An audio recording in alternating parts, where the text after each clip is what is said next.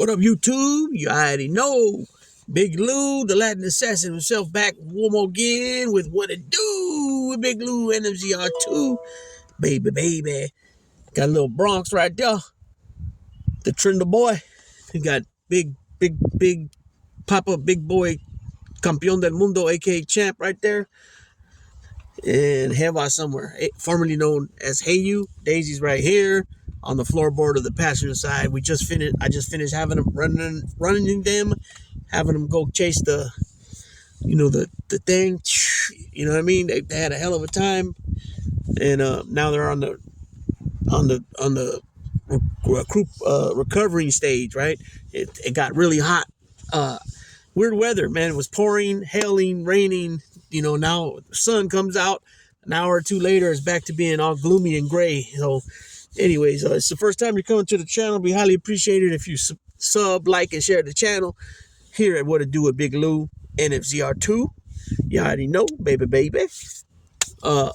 Share the channel, like I just mentioned, with your family, friends, folks, peoples, buddies, pals, amigos, and like us, Puertorriqueños, Boricuas, Jibaritos, Portorrose, Pana, Vaya, right?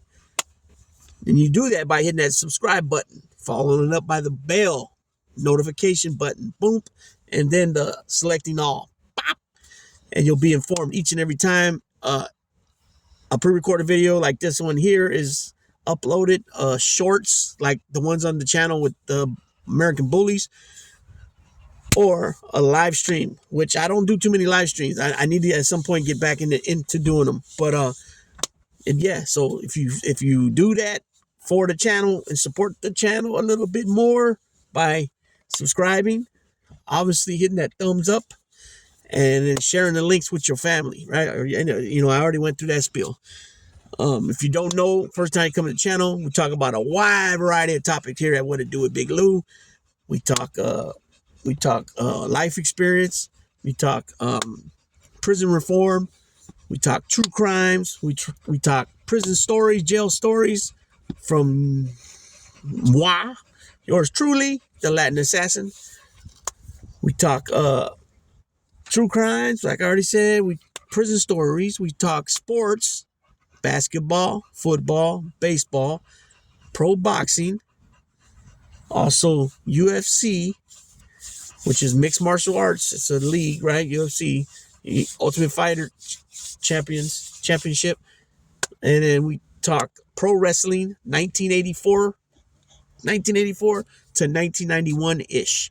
That's when I watched wrestling. WWF, Jim Crockett Promotions, which was under the NWA banner.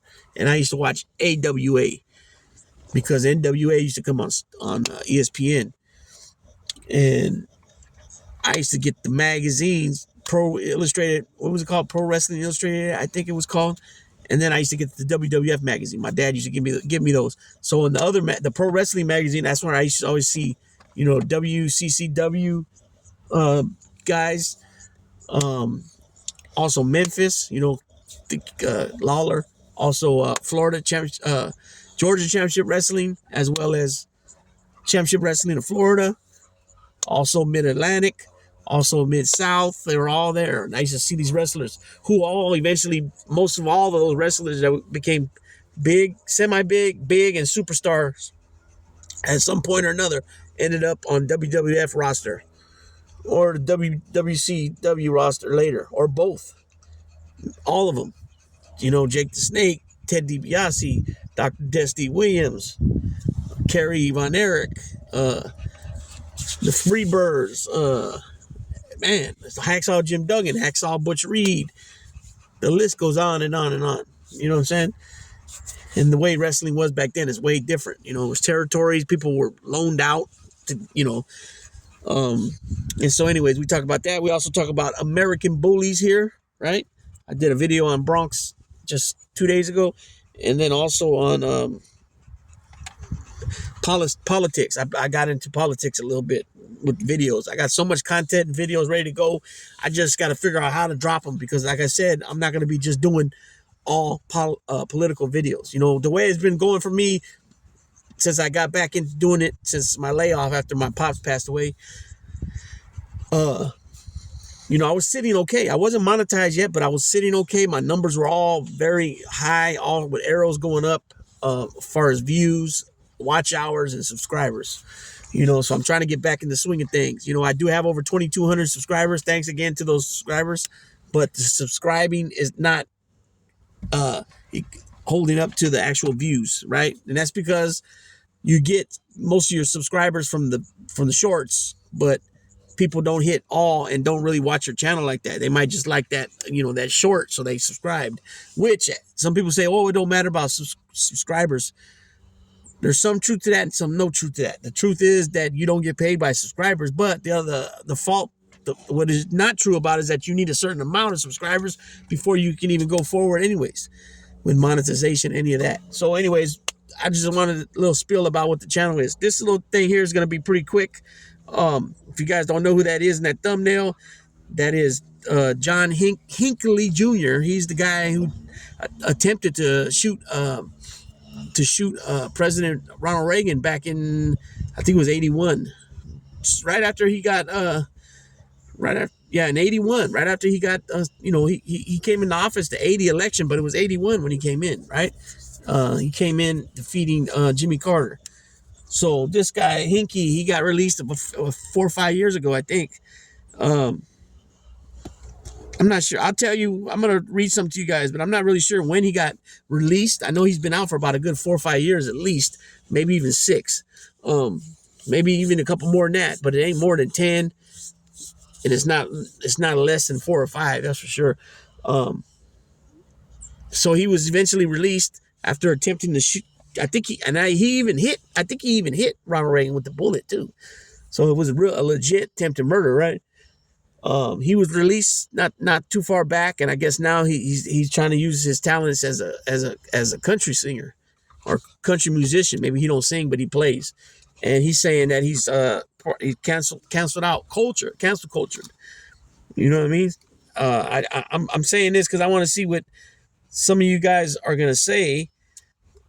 So I want to hear some of you guys' perspective about that. About shooting here you are shooting the president of the United States. You know what I'm saying? Went to prison, but then eventually got out, and it was proven that he had some mental health issues. But he says he keeps booking. I guess he's actually even booking actually booking gigs, and it's not they're counseling it. So at some point they don't know who he is, I guess, or what his past is about, and then they book him for these events, and then eventually they find out who he is, and then they cut it out. They don't allow it, right? And so he's pissed off, saying, I'm being mistreated. I'm cancel culture. So let me read this. So John Hinckley Jr., who once tried to kill Ronald Reagan, claims he is a victim of cancel culture after concert nixed keeps happening. Would-be assassin turned folk singer John Hinckley Jr., who attempted to kill President Reagan in 1981, insisted he was a victim of cancel culture after his latest concert was called off.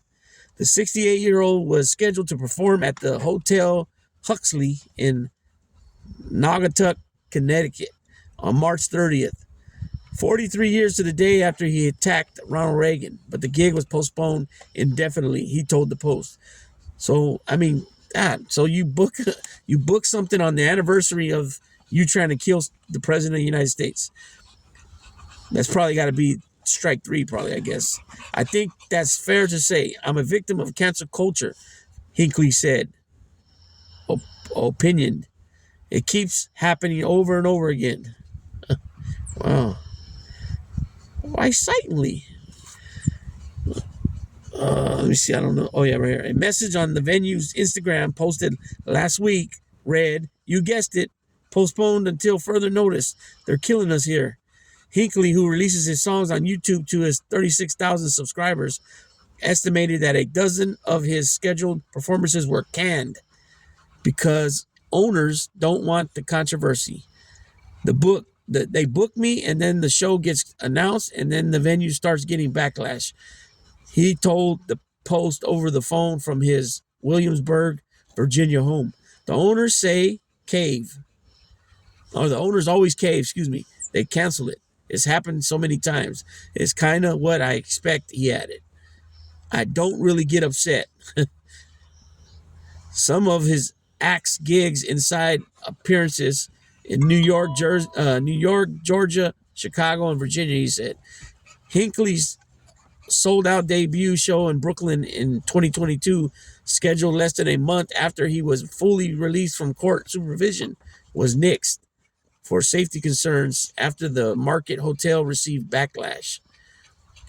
Hinckley was found not guilty by the reason of insanity after he shot and wounded Reagan on March 30th, 1981. So that means President Reagan was only in office about 2 months, about 9 weeks, 9.5 weeks, something like that. He was released under supervision in 2016. It is not worth a gamble on safety of our vulnerable communities to give a guy a microphone and paycheck from this art who hasn't had to earn it. We don't care about on an artistic level. The Market Hotel wrote at the same time.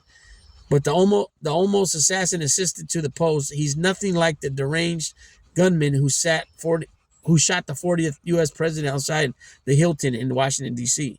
In the attack, Hinckley, then 25, fired a .22 caliber pistol, wounding the former president. His press secretary, James Brady, Secret Service agent Tim McCarthy, and police officer Thomas Delahanty.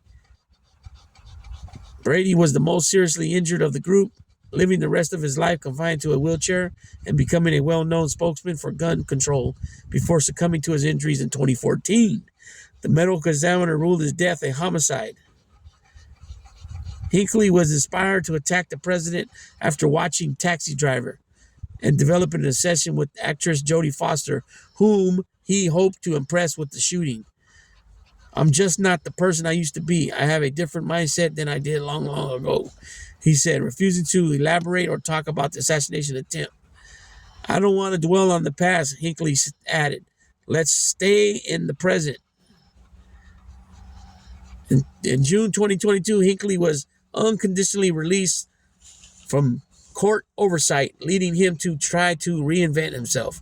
These days, he spends his time writing music and hawking paintings of his 7-year-old tabby cat, Theo, on eBay for hundreds of dollars. The first planting I did of him was a few years ago. I just can't keep doing a variation of the same painting over and over again, Hinckley said of his beloved feline. He also said he's written thousands of songs, although he is not a fan of today's chart-topping hits. I don't listen to modern music. I hate modern music, he insisted. I'm still stuck in the 60s and 70s with what I listen to. I just don't like what's going on in today's music. I just don't like it. I don't like the rap. I don't like the pop. And you probably don't like the fact that Beyonce did a country album, which I don't think it's even country. She has a song or two that might be sound kind of countryish, but it's basically a Beyonce album. I mean, it's a Beyonce album no matter what, but a Beyonce album, pretty much all Beyonce album. What I mean by that is like her normal music, the normal music she sings and dances to, you know what I'm saying? After his most recent concert was postponed indefinitely, Hinckley announced on X that he was looking to open up his own music venue. He told the Post his hometown is the ideal spot for a concert hall where artists and bands wouldn't get canceled. I'm just caught up in the cancer culture. I guess the musicians moan. It would be a venue for new artists, distinguished artists, and they wouldn't get canceled at the last minute like I'm getting canceled. When things were, he longs to perform. When asked where he longs to perform, Hinckley said the Big Apple. It's just kind of where the center of music scene is or was, he said, and there's a lot going on in New York. I guess that tells you right there, right? He says the Big Apple. The Big Apple would be great for anybody to perform, but you know what I'm saying? It's like when he said he's stuck in the 70s and 80s when music, or 60s and 70s, that falls right along that same line because at one point, that's where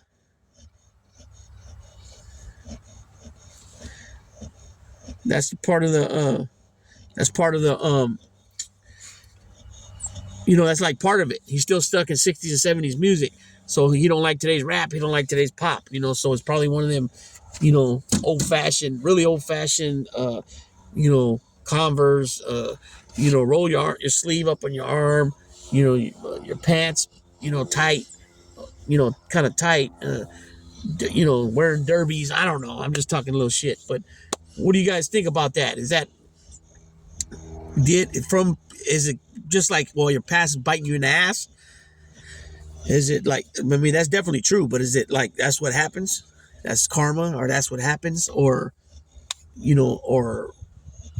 that was over 40 something years ago. He's not that person no more, which of course he's not that person no more, because if he showed any type of violence or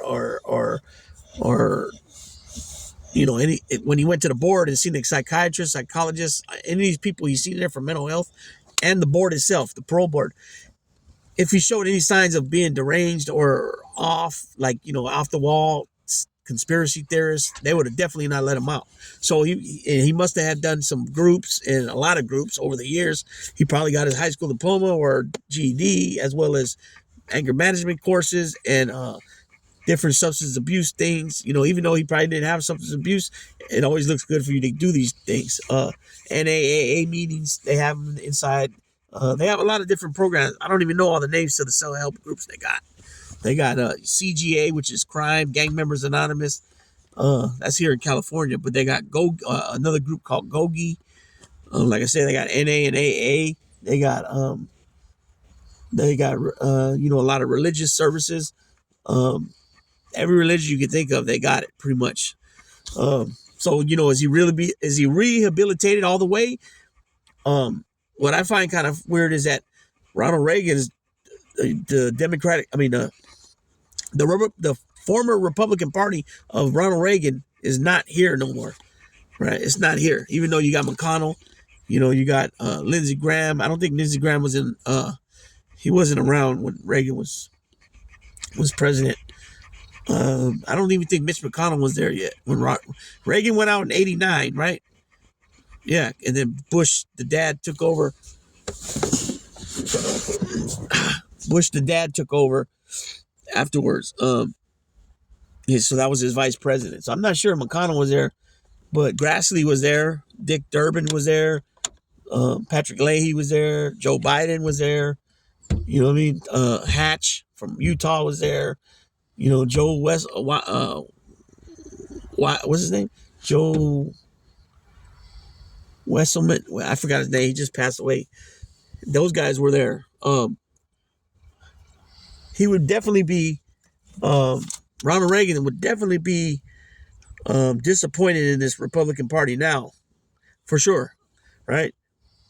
Because he was about immigrants coming, doing it the right way, having a path to citizenship. Gorbachev, tear down that wall.